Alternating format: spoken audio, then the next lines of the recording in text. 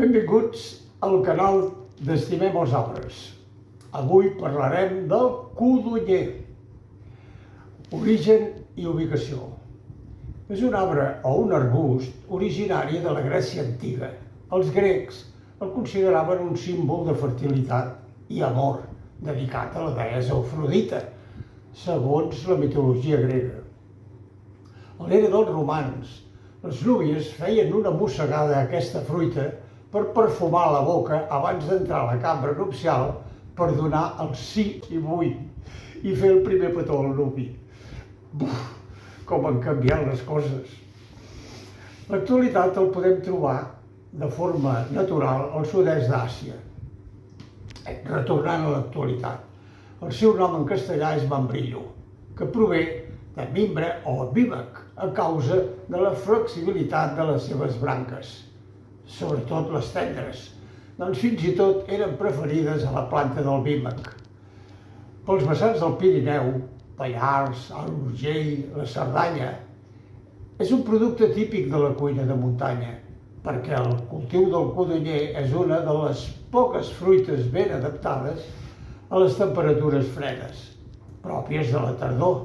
La major part de la collita s'utilitza per elaborar codonyac i el que resta es fa servir per fer el famós all i oli. A casa nostra en podem trobar alguns escarrossers ajardinats o fins i tot silvestrats. Característiques. El codonyer és un arbre que pot arribar fins als 4 o 6 metres d'alçada. La seva escorça és llisa de color gris i es desprèn a tires amb el pas del temps. Les branques ovades són peludes. Les fulles són senceres i verdes i també són peludes pel revers. Fan de 5 a 10 centímetres de longitud.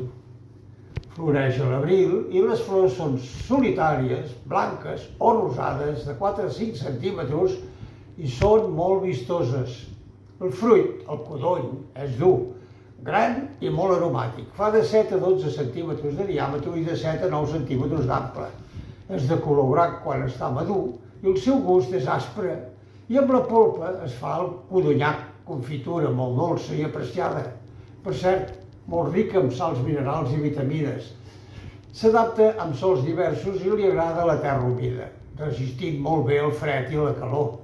El codonyac ha estat cultivat des de temps molt antics, pels babilonis, grecs i romans. Tradicionalment es guardaven codonys dins de la roba pel seu agradable aroma. Parlem de la fusta. La fusta del codonyer és una dura, compacta i molt pesada i d'un color rosat. Se'n fan mànecs de bastons i s'utilitza per torneria i com a combustible. Conclusió. A banda de les propietats nutritives i medicinals, hem de reconèixer que el seu fruit, l'arbre, no és gens tentador, però quan es converteix en codonyac no pot faltar mai a la nostra rebost. Alguna curiositat. Es diu d'aquest arbre que és la planta de la sort.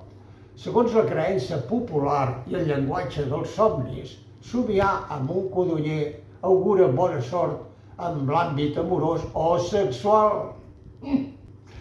Sobretot, que estimem els arbres de la mateixa manera que ells ens cuiden a nosaltres. Salut! Al proper arbre parlarem del pi blanc. A reveure!